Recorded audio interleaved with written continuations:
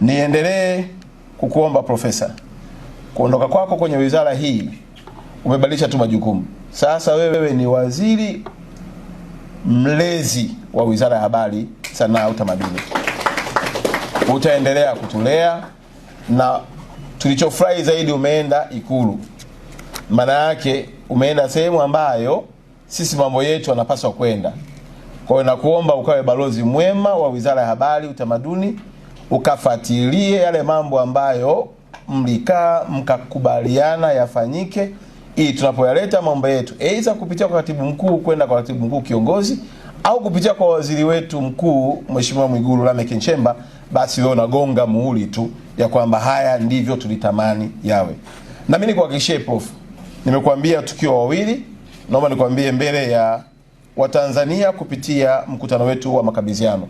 Hakuna hata jambo moja ulilolihangaikia, uliloliwazia, likakaa kwenye maandishi, likapita na kwenye vikao, litakaloachwa.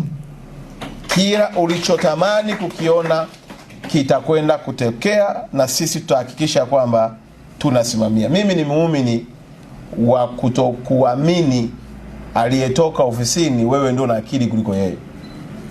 Nimepata bahati ya kuwa chini ya mzee wangu Meki Sadiki nikiwa mkuu wa wilaya wa Kinondoni mwaka 2015, yeye akiwa mkuu wa mkoa wa Dar es Salaam. Aliponiachia ofisi, yale yote aliyoyaacha yalitimia, na hata leo huko aliko Mwanza anafurahi ya kwamba mdogo wake anaendelea vyema, kwa sababu ya kutambua ni nafasi ya kutoa mchango, na wakati ukifika atakuja mtu mwingine, lakini yale uliyotolea mchango ni muhimu yakaendelezwa.